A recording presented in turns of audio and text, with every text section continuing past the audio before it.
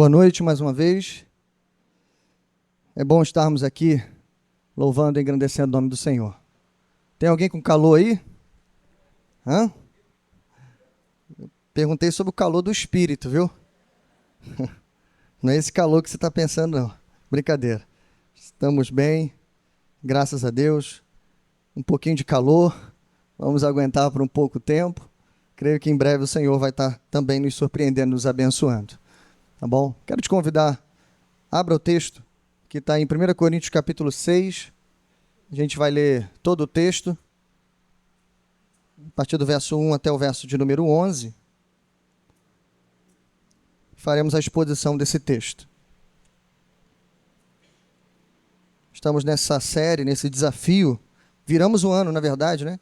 Expondo Esdras de manhã e as cartas de Paulo aos Coríntios à noite. Esse é o 8º sermão na primeira carta de Paulo aos Coríntios. Nosso tema geral é uma comunidade centrada na cruz de Cristo. E o tema que nós veremos hoje é resgatando a identidade cristã comunitária, ou um resgate da identidade cristã da igreja, tá bom? Isso também funciona. E o nosso texto é 1 Coríntios 6, do 1 ao 11. Amém? Vamos lá, diz assim o texto. Se algum de vocês tem queixa contra outro irmão, como ousa apresentar a causa para ser julgada pelos ímpios, em vez de levá-las aos santos? Vocês não sabem que os santos hão de julgar o mundo? Se vocês hão de julgar o mundo, acaso não são capazes de julgar as causas de menor importância? Vocês não sabem que haveremos de julgar os anjos, quanto mais as coisas desta vida. Portanto, se vocês têm questões relativas às coisas dessa vida, designem para juízes os que são da igreja, mesmo que sejam os menos importantes. Digo isso para envergonhá-los. Acaso não há entre vocês alguém suficientemente sábio para julgar uma causa entre irmãos? Mas ao invés disso, um irmão vai ao tribunal contra outro irmão, e isso diante de descrentes.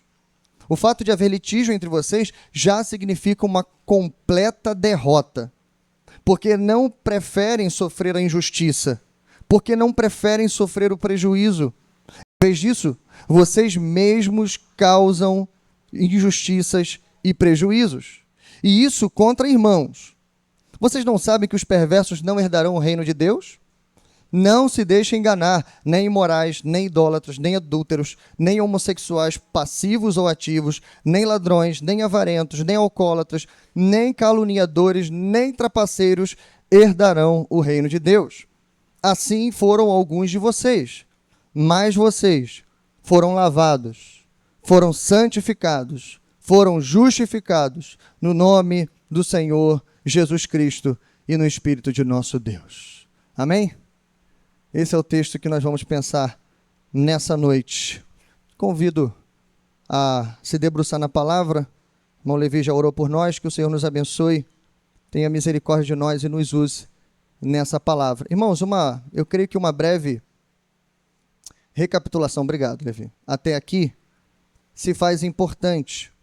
Como eu disse, o nosso tema geral é uma comunidade centrada na cruz de Cristo. Como eu disse, esse é o 8º sermão, e nós temos caminhado, irmãos, desde o início dessa carta, e eu vou fazer um resumo breve aqui, mas pelo menos lembrando a você duas teses que nós temos levantado nessa exposição, pelo menos eu e o pastor David.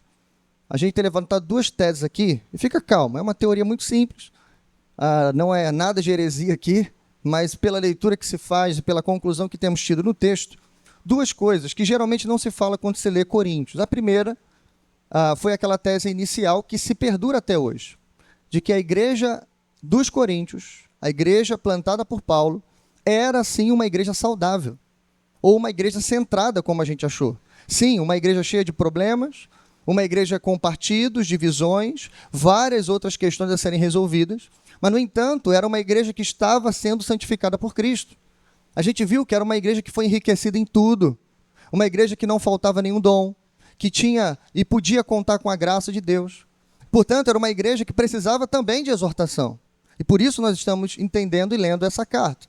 Mas a segunda tese que nós pensamos, especialmente o pastor David, é que o tema da unidade, ou melhor, da falta de unidade, não para no capítulo 4 de 1 Coríntios. Mas esse tema, ou melhor, esse problema da igreja, que se traduz, como eu disse, por divisões, dissensões, partidarismo e tantas outras coisas que a gente já viu até aqui, continua, infelizmente. Ou seja, o problema crônico da igreja dos Coríntios era um entendimento errado sobre a unidade cristã e, portanto, uma perda dessa unidade. Então, a gente viu que a solução para tudo isso, o remédio que eles precisavam não era outra coisa, senão voltar para a centralidade do Evangelho de Jesus. Por isso, a cada capítulo, Paulo vem remediando, vem diagnosticando e receitando esse remédio. O Evangelho, que é loucura da pregação, escândalo para uns, loucura para outros, mas para nós que estamos sendo salvos, é o poder de Deus. É isso, irmãos, que temos visto ao longo de todos esses sermões e de todas essas pregações. E hoje não será diferente. O que temos hoje diante de nós é basicamente isso. Há outro problema na igreja.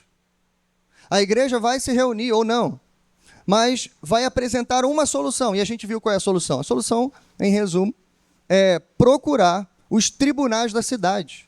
É levar os problemas, os conflitos da igreja para fora da igreja. E tentar resolver isso por meio de alguma autoridade legal constituída. E como a gente viu nos outros casos, essa solução, infelizmente, não é a melhor solução. Paulo irá exortá-los, irá confrontá-los com isso, porque, mais uma vez, eles estão se afastando da centralidade da cruz de Cristo. Há uma expressão, irmãos, que eu queria pensar antes da gente entrar no texto, que remete ao Titanic. Não preciso esboçar nenhum comentário sobre aquele poderoso navio que afundou ali no Atlântico Norte, se não me engano, em 1912, conhecido navio inafundável. Mas depois disso, depois que passaram aqueles eventos, enfim, até hoje, há um ditado em língua inglesa, que eu traduzo para vocês aqui hoje, que é muito utilizado. A expressão é mais ou menos assim: arrumar a mobília no convés do Titanic. Vou repetir: arrumar a mobília no convés do Titanic.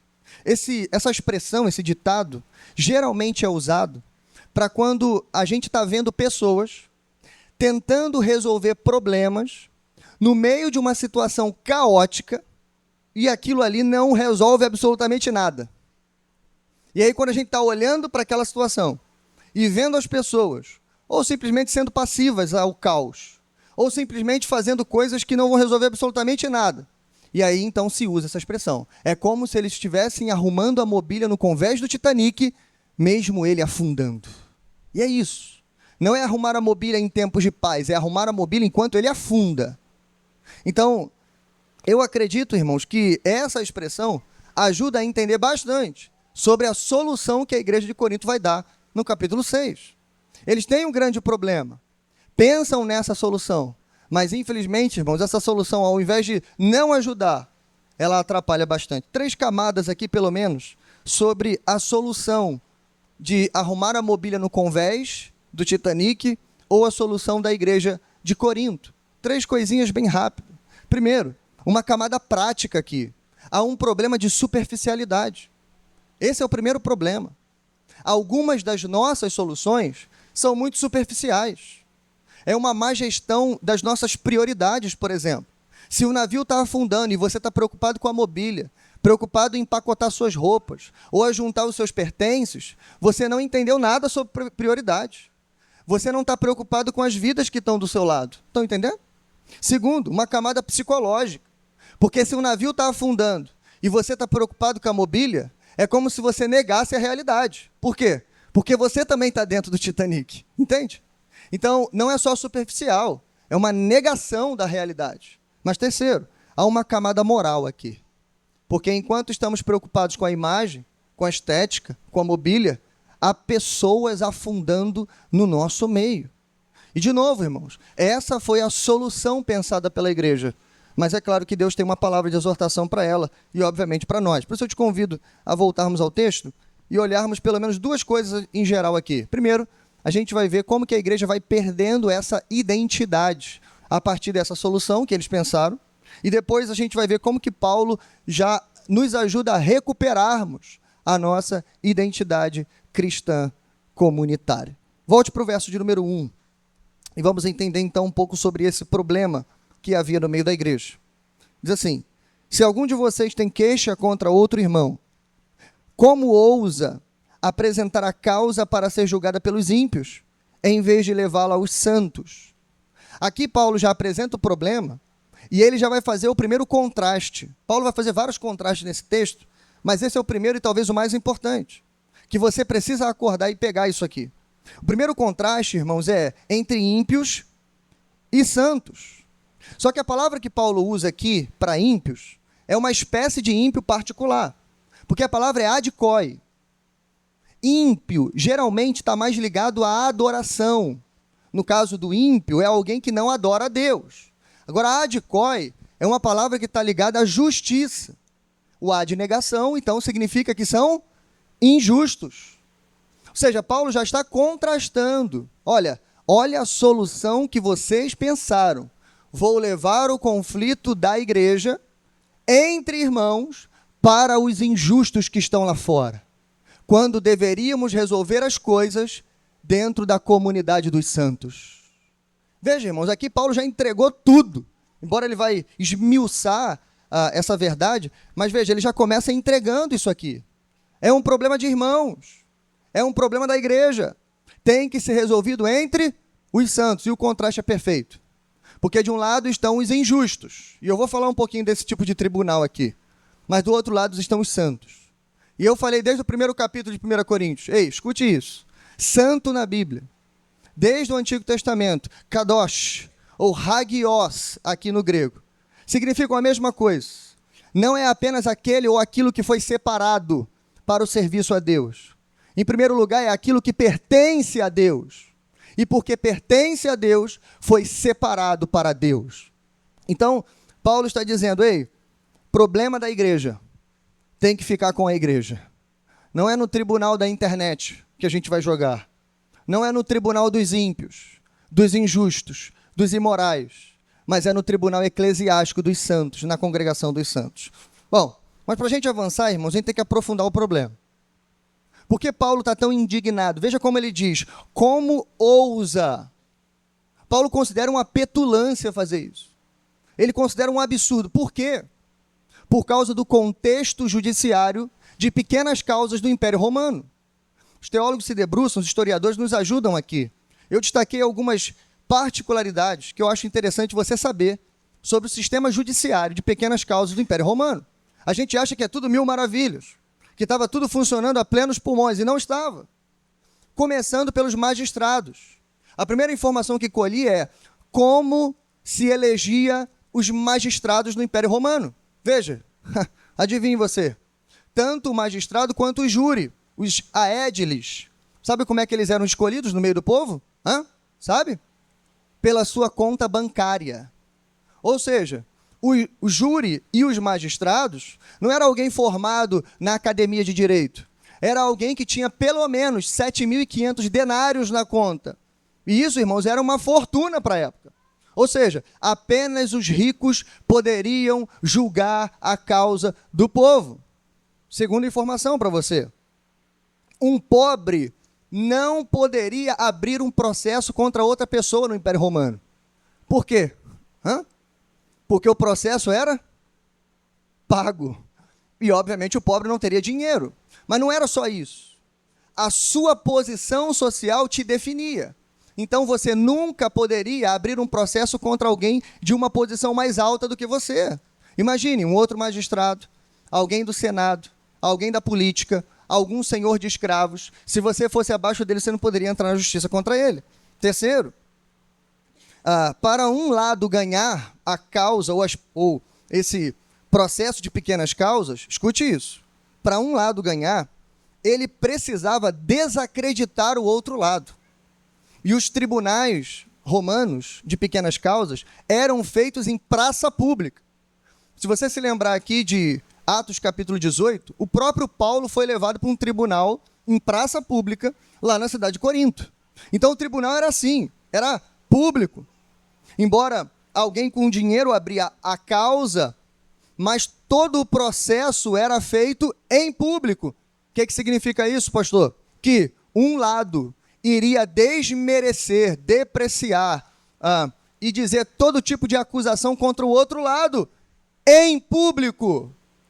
Agora imagine comigo, 2 irmãos da mesma igreja local, não importando o motivo da desavença e do litígio, agora estariam em praça pública, para qualquer pessoa passar por ali e ver aquele linchamento público de um lado e do outro.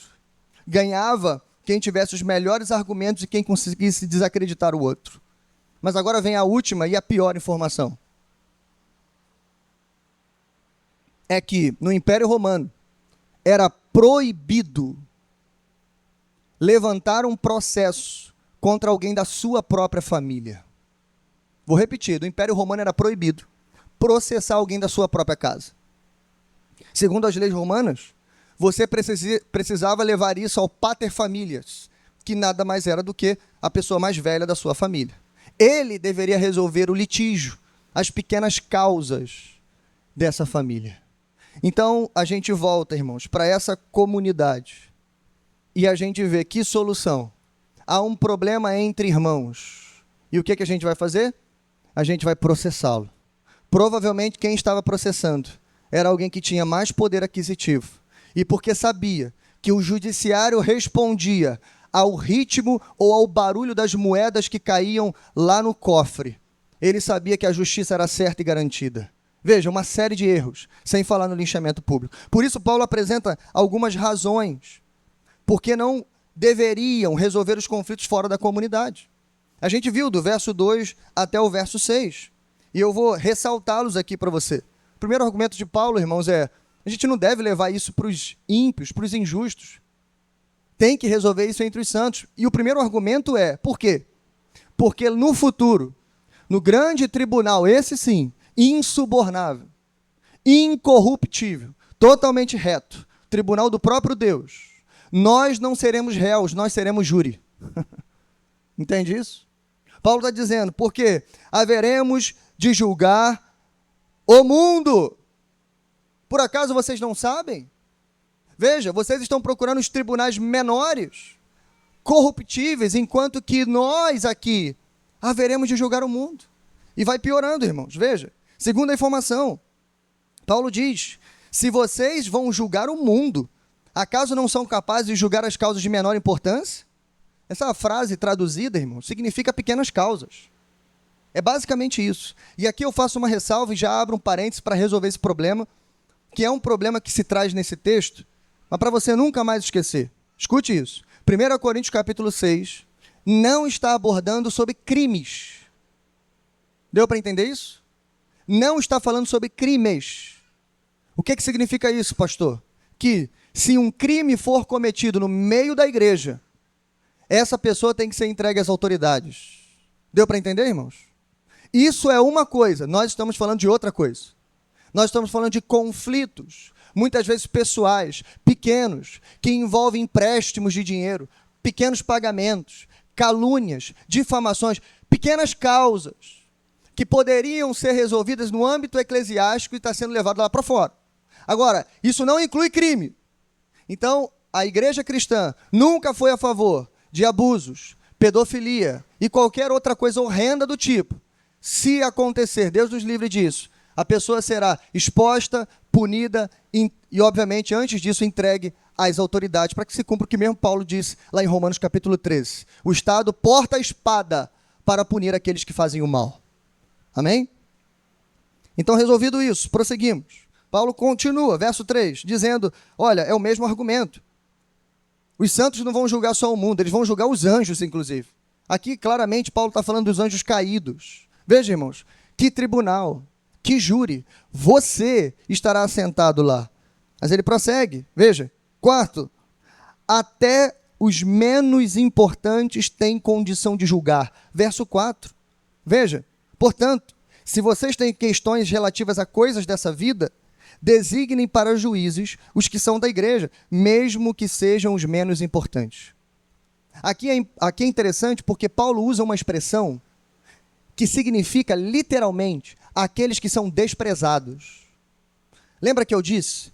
Para você ser um júri lá fora, você precisava ser alguém muito importante. Mas Paulo está dizendo, ei, isso não vale aqui para dentro. Porque aqui dentro, a lógica do mundo é invertida. Né? Deus brinca com a lógica humana. Lembra de 1 Coríntios capítulo 1? Onde Paulo diz, olha, Deus escolheu as coisas loucas desse mundo para confundir as sábias. As que nada são, para confundir aquelas que pensam que são. E é isso que Deus está fazendo de novo. Se lá fora a sociedade considera vocês desprezíveis, ei, aqui vocês não são desprezíveis. Vocês são totalmente capazes de julgar os problemas eclesiásticos, porque no futuro vocês vão julgar os anjos e o mundo. É isso que Paulo está dizendo. Mas em quinto lugar ele diz, olha, vocês que se orgulham da sabedoria, por acaso não tem ninguém sábio no meio de vocês para julgar? Paulo está sendo irônico aqui. E por fim ele diz, olha, vocês estão levando seus conflitos para os incrédulos. Verso 6, olha só. Ao invés disso, um irmão vai ao tribunal contra outro irmão, isso diante de descrentes. Lembra que eu falei desses contrastes? Paulo usa outro contraste agora. Ao invés de falar de injustos, ele está falando agora de incredulidade. Paulo está deixando claro e dizendo para cada um de nós, eles não podem julgar as nossas causas eclesiásticas, não só por uma questão de jurisdição ou de competência acadêmica, mas principalmente por uma questão de fé, de confissão. É isso que ele está dizendo. Porque eles não podem compreender os nossos assuntos. Veja o que o próprio Paulo disse em alguns capítulos anteriores. Capítulo 2, 14. Quem não tem o Espírito não aceita as coisas que vêm do Espírito, pois lhes são loucura. Não é capaz de entendê-las, porque elas são discernidas espiritualmente. Mas quem é espiritual, ou seja, vocês, discerne todas as coisas. E ele mesmo, por ninguém, é discernido. Essa palavrinha discernido é uma palavrinha do direito também, anacrino, que significa, basicamente, investigar, analisar, interrogar e julgar. O que Paulo está dizendo? Vocês não podem ser julgados por eles. Por quê? Porque eles não entendem, não compreendem, não podem aceitar as coisas que vêm do Espírito. Porque essas coisas só se discernem espiritualmente. Ou seja, vocês só podem ser julgados dentro do tribunal eclesiástico. Então, irmãos, a gente conclui em primeiro lugar, olhando para esse quadro tenebroso da igreja, que o problema da igreja, irmãos, vai muito além de apenas levar os nossos conflitos lá para fora. E como eu disse, uma atitude pública dessa colocaria em xeque toda a igreja.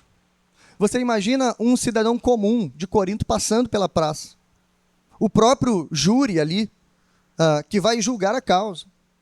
Peraí, vocês são daquela seita, aquela que veio por aí perturbando o mundo inteiro, que saíram lá de Tessalônica, chegaram até aqui, causando maior tumulto. Pessoal que é chamado de cristão, né? Por causa de um nazareno que morreu lá em Jerusalém. Vocês são desse grupo aí? Mas eu vi que nada mudou, né? Não adianta ser daqui ou ser de lá, ou ser de outra coisa. É tudo por causa de dinheiro. A confusão acontece no meio de vocês também, né? Então, não é só, irmãos, por causa do escândalo, mas é principalmente porque esse grupo de irmãos não conseguiria mais ser reconhecido como igreja de Jesus Cristo. Esse é o ponto. Esse é o grande problema. É esse o ponto que a gente tem que tocar. Essa atitude nos leva a pensar que essa parte da igreja, que está abrindo litígio, processos judiciais contra irmãos dentro da igreja, perdeu ou está a ponto de perder a sua identidade cristã. Por isso Paulo está a proclamar e a exortar contra eles. Então a primeira conclusão que a gente chega é levar nossos conflitos para os ímpios. Escute isso, irmãos. É pensar como ímpio. Vou repetir esse ponto. Levar os nossos conflitos para os ímpios é pensar como ímpio. Não é só agir como ímpio, mas é pensar. Temos um problema eclesiástico. Há um problema entre irmãos. há um problema na minha vida. É claro que antes de agir você vai pensar sobre isso. O problema é que a tua solução vai dizer como que você pensou. E pior ainda, a tua solução vai revelar se você pensou de modo cristão ou de modo ímpio. E infelizmente, irmãos, o que a gente tem visto de maneira geral na igreja é uma quantidade muito maior de cristãos, de irmãos, que ao invés de pensar como santos, pensam como ímpios. Paulo escreveu em Romanos capítulo 7, Romanos capítulo 8, verso 7, o seguinte: a mentalidade da carne é inimiga de Deus, porque não se submete à lei de Deus, nem pode fazê-lo. Quem é dominado pela carne não pode agradar a Deus. Entretanto, vocês não estão sob o domínio da carne, mas do Espírito. Se de fato o Espírito de Deus habita em vocês, e se alguém não tem o Espírito de Cristo, esse não pertence a Cristo. Essa é a palavra dura de Paulo, dizendo, olha, existem dois tipos de mentalidade. Há uma mentalidade que pensa por meio da carne, ou seja, de alguma maneira ele quer satisfazer os desejos da carne. Tem um problema, preciso solucioná-lo. Eu vou pensar da melhor maneira, não de como agradar a Deus, mas de como agradar a mim mesmo. Coincidência ou não, irmãos, essa semana eu recebi uma pergunta. Preste atenção aqui. E essa pergunta serve de ilustração para esse momento. A pergunta era sobre um jovem de uma outra igreja que perguntou ao seu líder. Esse líder veio tirar dúvida comigo de como ele deveria agir nesse contexto. Eu vou falar porque, obviamente, esse problema não é nosso. E a dúvida do jovem era a seguinte: esse jovem está namorando e, obviamente, com muita vontade de casar, né? Muita vontade de casar. Só que foram apresentando-se alguns problemas no meio do caminho. Como, por exemplo, ele mora sozinho, a namorada mora sozinha. E, obviamente, não são ricos, então precisam envidar esforços para o casamento. Os dois juntos, trabalhando, cada um de um lado, vão se ajudar para que então possam chegar no altar. Qual foi a pergunta do jovem? Na verdade, uma pergunta depois de tomar uma atitude. Qual foi a atitude que eles tomaram primeiro? A atitude foi: nós vamos morar junto. Você não precisa mais pagar um aluguel, né? Com todos os encargos, conta de luz, conta de água, etc. Imagina, né, o gasto que essa pessoa tinha.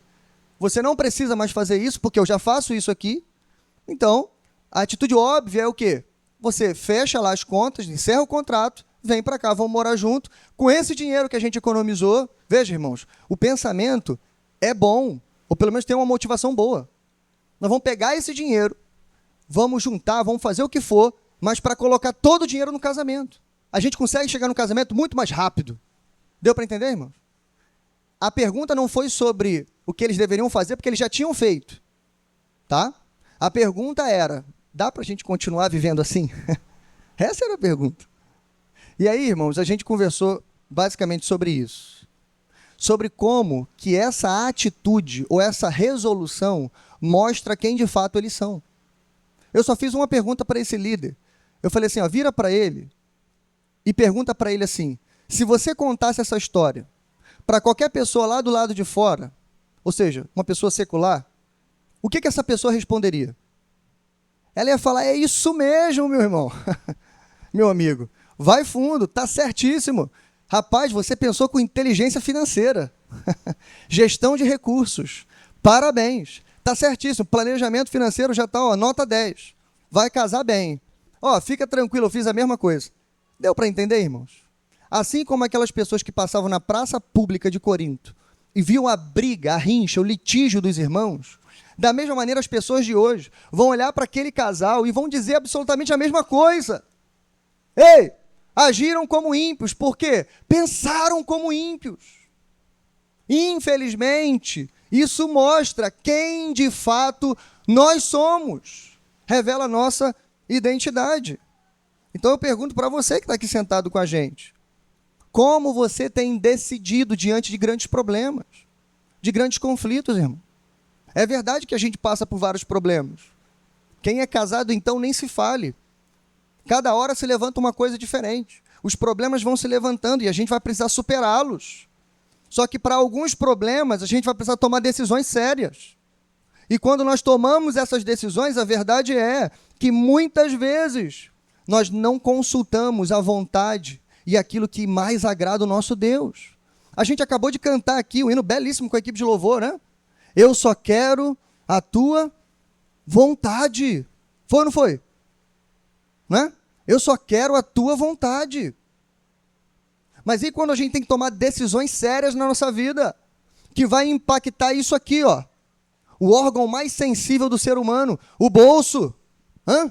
O que a gente decide? Como que a gente pensa? Será que a gente pensa mais como um pagão ou mais como um santo? Irmãos, que a gente não esteja arrumando a mobília do Titanic enquanto ele afunda, mas que a gente seja como aqueles que estão fazendo tudo o que puderem só para salvar mais um. Que Deus tenha misericórdia de nós. Mas Paulo prossegue a partir do verso 7. Aí sim, dando alguma luz para nós. Se estamos perdendo a nossa identidade, existem maneiras da gente recuperar ela enquanto é tempo. Enquanto o Titanic não afunda de vez. Então veja, irmãos. Verso 7. O fato de haver litígio entre vocês já significa uma completa derrota. Por que não preferem sofrer a injustiça? Por que não preferem sofrer o prejuízo? Em vez disso, vocês mesmos causam injustiça e prejuízos, e isso contra os irmãos.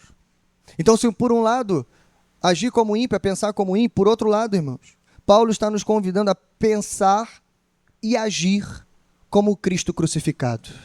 Lembra que eu falei? A solução de Paulo é a mesma. Se o problema dos coríntios é o mesmo, ou seja, uma falta de unidade tremenda, a solução é a mesma. Voltar para a centralidade do Evangelho do Cristo crucificado no madeiro. E veja se essas palavras que a gente acabou de ler não nos remetem àquele que foi crucificado. Olha o que Paulo pergunta de novo. Por que vocês não preferem sofrer a injustiça? Por que não preferem sofrer o prejuízo? De quem Paulo está falando aqui? Quem ele está lembrando? Ele está lembrando, irmãos, daquele que foi injustiçado, que foi depreciado, que foi injuriado, da manjedoura até a cruz. Ele está falando daquele que se humilhou até se tornar servo e foi obediente até a morte e morte de cruz. Ele foi chamado de louco pelos seus familiares. Ele foi chamado de endemoniado pelos religiosos da sua própria pátria. Ele foi traído por um de seus amigos e na hora H que ele mais precisou, todos os seus amigos o abandonaram. Mais ainda, a mesma multidão que gritou Maranata, que gritou Hosana nas alturas, foi a multidão que gritou no final crucifíquio. Preferiram o bandido ao invés do Salvador do mundo. Então veja, aquele que foi odiado, rejeitado e crucificado, preferiu sofrer a injustiça por amor de nós, por causa de nós. Irmãos, há um texto que eu preciso lembrar para você, que é Hebreus capítulo 12, verso 2 e 3. Esse texto, ele apresenta para a gente duas coisas. Ele enfatiza o que Jesus teve que perder, mas ele também mostra a motivação de Jesus em fazer isso. Hebreus capítulo 12, verso 2. Tendo os olhos fitos em Jesus, autor e consumador da nossa fé, ele, veja, motivo, pela alegria que lhe fora proposta, veja, suportou a cruz, desprezando a vergonha, e assentou-se à direita do trono de Deus. Pensem bem, veja, naquele que suportou tal oposição dos pecadores contra si mesmo, veja, motivação, para que vocês não se cansem e nem se desanimem. Veja, irmãos, um texto maravilhoso, não é? Falando o que Jesus fez por você.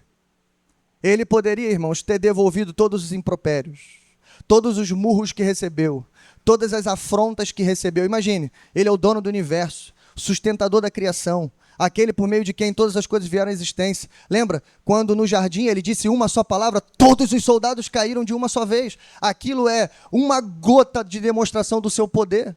Quando ele deu ordem para o mar e o vento, eles se acalmaram. Imagine o que esse Cristo poderia fazer pendurado na cruz. Imagine. Ele poderia derrotar todos os exércitos, começando pelo exército romano, envergonhando os religiosos, assentando então no trono de Herodes. Mas foi isso que ele fez? Não, porque ele mirava num inimigo muito maior e superior. O inimigo não era Roma, o inimigo era a morte, o diabo e o pecado e todos os seus anjos. E foi por amor a você, pela alegria que lhe estava proposta, ou seja, de ver todos nós lavados, santificados e justificados em seu nome, para a glória de Deus Pai.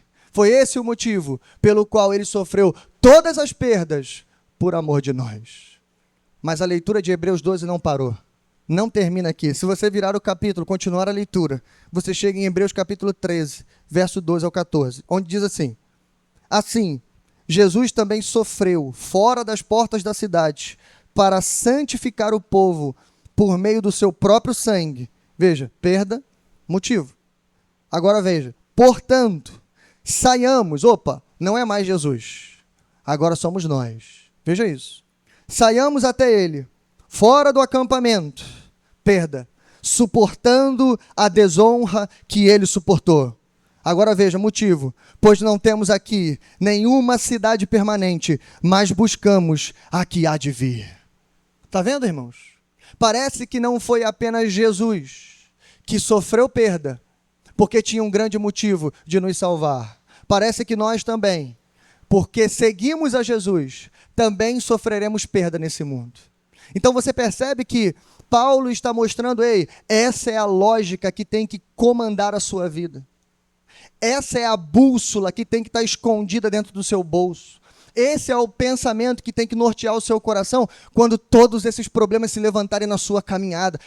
Você não foi o primeiro a ter problema. Você não foi o primeiro a ter o prejuízo. Você não foi o primeiro a ser caluniado. Você não foi o primeiro a ser abandonado. Sim, irmãos, às vezes por alguém da nossa própria comunidade. Mas o que a gente vai fazer a partir disso? Vai escrever um textão na internet? Vai cancelar? Vai fazer um vídeo no YouTube? Vai transformar isso num tribunal das redes sociais? Não! Vai sofrer o prejuízo, porque o nosso Senhor Jesus sofreu no nosso lugar. É isso, irmãos, que o texto está ensinando para a gente. E é isso que a gente precisa começar a viver. Não é pensar em reparação, em retribuição, em vingança pessoal. Ele não me pagou, vai ter que pagar com juros agora. Ele falou isso, então eu vou falar muito mais para outras pessoas. Não, irmãos, isso não é atitude cristão, isso é atitude ímpio. E nós não pensamos como ímpio, nós pensamos com a cabeça do nosso Senhor Jesus. Quem aqui já ouviu falar num livro chamado Em Seus Passos, o que Faria Jesus? Quem já ouviu falar nesse livro? Muito conhecido, tem filme sobre isso e por aí vai. A ética prática desse livro, irmãos, é muito boa. Eu confesso. É uma atitude muito boa. Se as pessoas fizessem pelo menos essa reflexão, muita coisa boa já aconteceria e muita coisa ruim deixaria de acontecer. Basicamente é isso. Em seus passos, o que faria Jesus? A história basicamente se passa numa cidade dos Estados Unidos, onde um viajante está passando por ali, e ele propõe ao pastor local, muito desanimado, a propor esse desafio para toda a membresia, começando pelo próprio pastor. Então, a cada passo, a cada contrato, a cada acordo, a cada negociação, eles tinham que parar antes de agir e fazer essa pergunta no seu coração. Peraí, mas o que Jesus faria se ele estivesse no meu lugar? Aí foi mostrando, como que no livro mostra, vários personagens importantes, como que, se não me engano, o delegado, a principal advogada da cidade, o pessoal da imobiliária, diante de contratos numerosos, diante de grandes oportunidades, tiveram que abrir mão de várias coisas, porque simplesmente pensaram, se fosse Jesus aqui, ele não assinaria esse negócio. Se fosse Jesus aqui, ele não participaria disso. Se fosse Jesus no meu lugar, ele não falaria isso que eu estou falando. Está entendendo, irmãos? É claro que o livro, ele deixa a desejar. Por quê? Escute isso. Porque essa história não fala de como nós aprendemos a conhecer a vontade de Jesus. Ou pelo menos não fomenta isso. E simplesmente, se você parar e ficar só pensando, o que Jesus faria aqui? O que Jesus faria ali? Isso não resolve também o problema. Embora eu disse, é um norte bom. Mas aliado a esse norte, você precisa ser um leitor assíduo da palavra de Deus. Você precisa ser um frequentor assíduo dos bancos da igreja, onde você ouve a palavra de Deus vez após vez. E ouvindo a palavra, você vai tomando conhecimento daquilo que agrada ao Senhor, daquilo que é a vontade e a prioridade para o Senhor. E então você vai aprendendo como Jesus faria se ele estivesse no seu lugar. Amém, irmãos? Pensar e agir como Cristo crucificado. Mas Paulo encerra esse texto falando, a partir do verso de número 9, pensar e agir como um herdeiro de Deus. Veja, vocês não sabem que os perversos não herdarão o reino de Deus? Não se deixem enganar. Nem imorais, nem idólatras, nem adúlteros, nem homossexuais passivos ou ativos, nem ladrões, nem avarentos, nem alcoólatras, nem caluniadores, nem trapaceiros herdarão o reino de Deus. Veja que aqui tem algumas informações que corroboram tudo que a gente disse até agora. O catálogo de pecados que Paulo cita aqui corrobora com o que a gente disse até agora. E veja, Paulo não está falando só de pecados.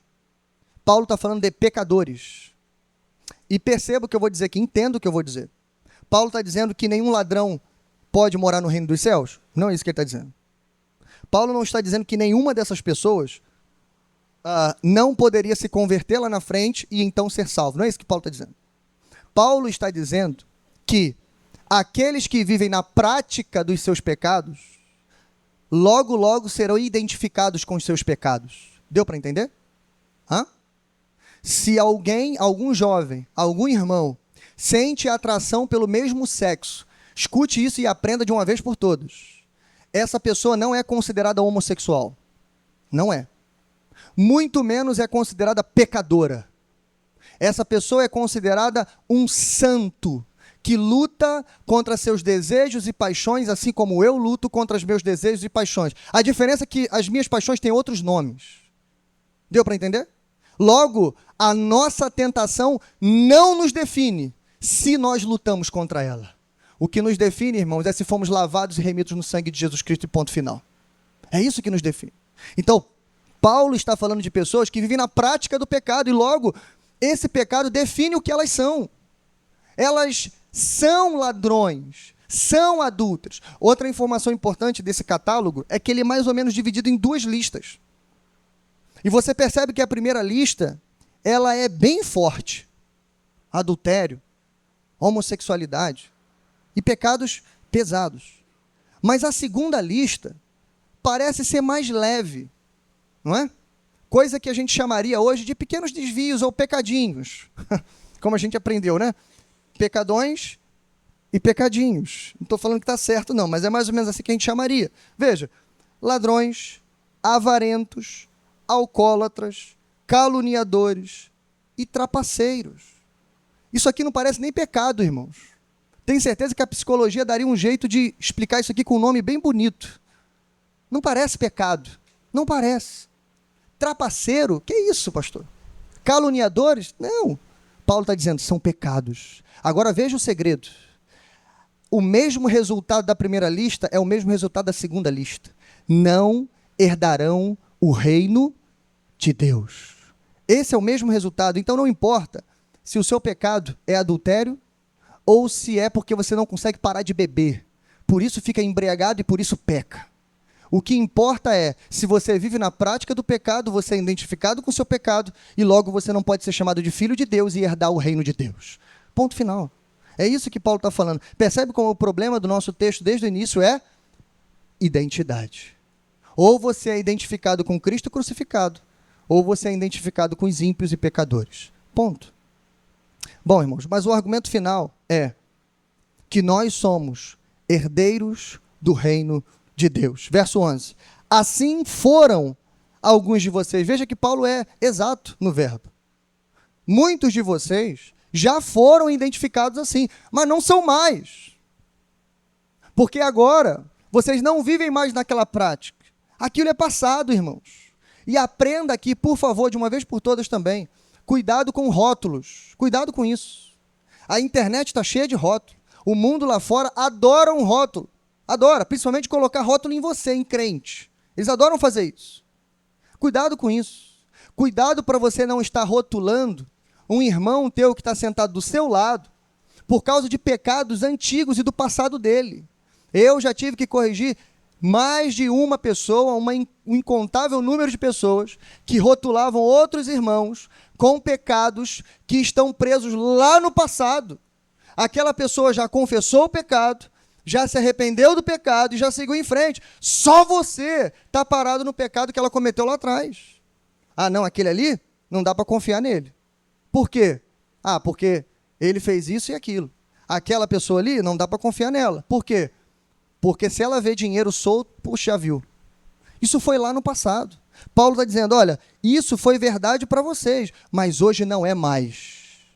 E ele conclui, irmãos, dizendo por quê? Porque vocês foram lavados, santificados e justificados no nome do Senhor Jesus Cristo e no Espírito Santo de Deus. Eu sei que você conhece essas 3 palavras, mas só para a gente não esquecer. Lavados aqui, irmãos, faz referência tanto à regeneração por meio do Espírito, quanto ao batismo, que é o evento de entrada no corpo de Cristo. Lembra? Que é o ato público, externo, daquilo que o Espírito Santo já mudou no seu coração. Mas ele prossegue dizendo, ei, vocês também foram santificados. Ou seja, no momento da nossa conversão, o Espírito Santo começa um processo de mudança, gradativo, processual, dentro do nosso coração, que só vai terminar quando Jesus Cristo voltar. Estamos sendo transformados dia após dia, até ser dia perfeito. Mas então ele diz, vocês também foram justificados. E você lembra o que é justificação? É a troca perfeita da justiça plena e maravilhosa de Jesus Cristo por meio da fé. Ou seja, nós éramos injustos e por causa do sacrifício de Cristo, quando ele morreu pelos nossos pecados e ressuscitou, o que ele fez? Ele trocou de justiça conosco. Quando ele morre com a sua justiça, mas quando ele ressuscita, ele acredita a sua justiça em você. O que Paulo está dizendo com tudo isso? Viu? Por isso você não precisa da justiça do mundo, porque você já recebeu a justiça de Cristo. Vocês foram justificados. Bom, irmãos, esse é o argumento final. Você não pode agir como ímpio. Você não pode pensar como ímpio, porque você é um herdeiro de Deus. Eu quero encerrar contando uma breve história para você, que eu já ouvi sobre herdeiros. Para quem não sabe, existe uma síndrome chamada síndrome do herdeiro, que é basicamente um sentimento ruim que dá quando a pessoa herda uma grande quantia de dinheiro, posses, fábricas, terras e coisas do tipo. Porque a pessoa começa a achar que a vida dela não é tão relevante assim. Porque a verdade é que ela nunca produziu nada, ela só herdou. Essa pessoa precisa de tratamento, às vezes médico, às vezes psicológico, para poder saber como viver com todo aquele dinheiro que ela não fez nada para ter, mas agora é ela que tem que tomar conta daquilo tudo. Deu para entender? Para mim não seria um problema, viu, irmãos? Tranquilo, viu? Tranquilo. Estou aguardando receber ligação aí de um tio que eu não conhecia, de um vô aí meu que também não conheci. Tá tranquilo, pode ligar lá para casa que a gente vai administrar esse dinheiro, parte dele vai ser doado na obra do Senhor, tá tudo certo, pode mandar. Acho que você também não negaria, não é isso? Muito bom. Mas a história que eu ouvi há muito tempo é sobre um senhor benevolente de um certo país. Esse senhor tinha muitas posses, muitas terras, estava ficando já muito idoso e ele só tinha um filho. E obviamente ele ficou preocupado com esse filho, preocupado também com a grande quantia que ele ia ter que deixar para o seu filho, com medo desse dinheiro estragar o seu filho também. O que ele fez? Ele pegou algumas pessoas daquele país que ele considerava, que ele já tinha conhecido, chamou essas pessoas, vejam, um grupo de 12 pessoas, né? E disse para essas pessoas o seu desejo. Falou assim, olha, eu tenho muita coisa para deixar, mas eu só tenho um filho. Qual é o meu projeto? Eu quero assinar um contrato com vocês aqui agora. Eu só vou exigir uma única coisa. E se vocês aceitarem assinar esse contrato, eu vou doar para vocês. Na verdade, eu vou dividir todos os meus bens em 13, igualmente. Ou seja, para o meu filho e para vocês dois. Agora, só tem uma condição. E a gente vai ter que assinar esse contrato. A condição é essa. Vocês vão ter que, obviamente, viver como se fossem filhos meus. Ou seja, a partir de agora vocês serão adotados. Vão ter que viver na minha casa. Né? Vocês vão ter que cuidar do meu filho, tanto em vida e principalmente depois que eu morrer. E, obviamente, vocês vão ter que se comportar como alguém da minha família. Se vocês descumprirem alguma dessas cláusulas, a cláusula é quebrada e você não vai herdar nenhuma quantia, nenhum dinheiro. Essa foi a história, basicamente. Se é verdade, não sei.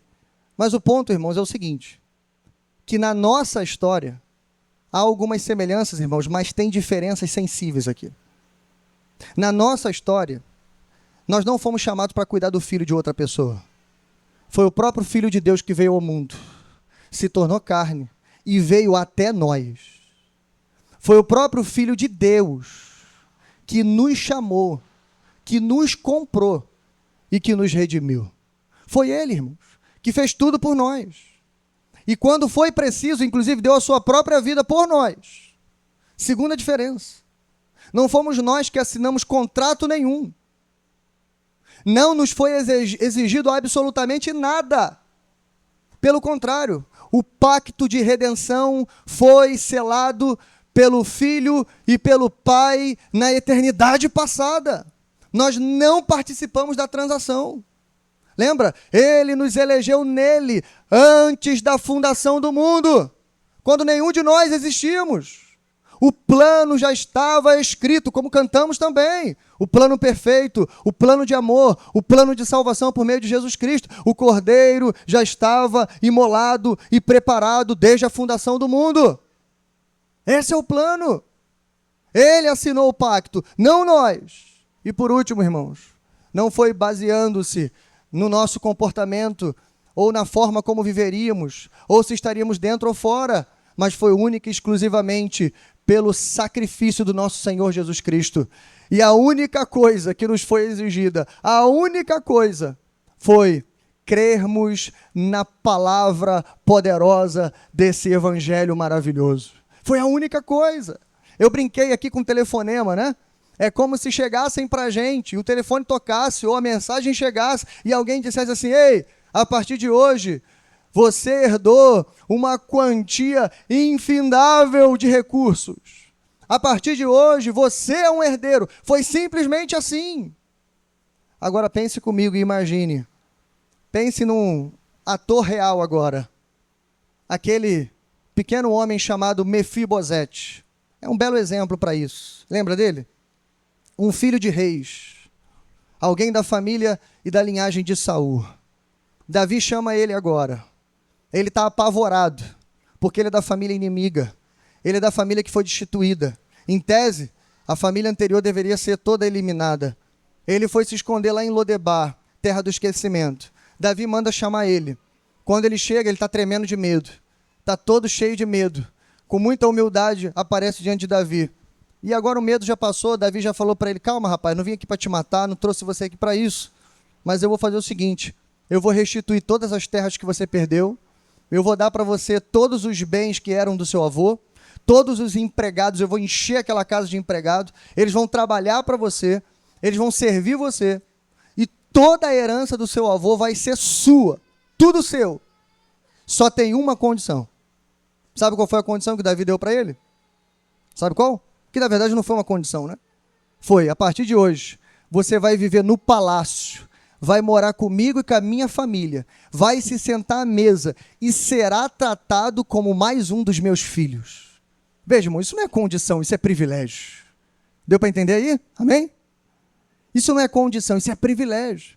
Agora você consegue imaginar Mefibosete se levantando no meio do palácio, no meio da sala de julgamento, e dizendo: ah não, Davi, eu agradeço a vossa benevolência, mas eu vou fazer o seguinte, eu vou voltar para Lodebar. Né? Aí eu concordo com o pentecostal. Lodebar nunca mais, irmão. Poxa, claro que não. Você imagina Mefibosete dizendo isso? Pegando suas muletas, montando na sua carruagem e voltando para casa? Com certeza a gente não imagina. Mas infelizmente, irmãos, tem crente que foi comprado, lavado, justificado, santificado, que está montando na carruagem e voltando para Lodebar. Tem crente que tem lugar na mesa, mas prefere sentar no chão. Tem crente que tem lugar no palácio, mas prefere rolar na lama do pecado do lado de fora. Ei, escute isso. Você não pode ser identificado pela sua tentação. Então escute, ainda há tempo. O Titanic ainda não afundou. Pare de arrumar a mobília e de enrolar cada vez mais. Há tempo para você. Confesse o seu pecado, se arrependa, coloque a mão de verdade no problema, lá na raiz do problema. E aquele que é santo e puro e justo te perdoará os pecados. Amém? Que Deus abençoe a sua vida.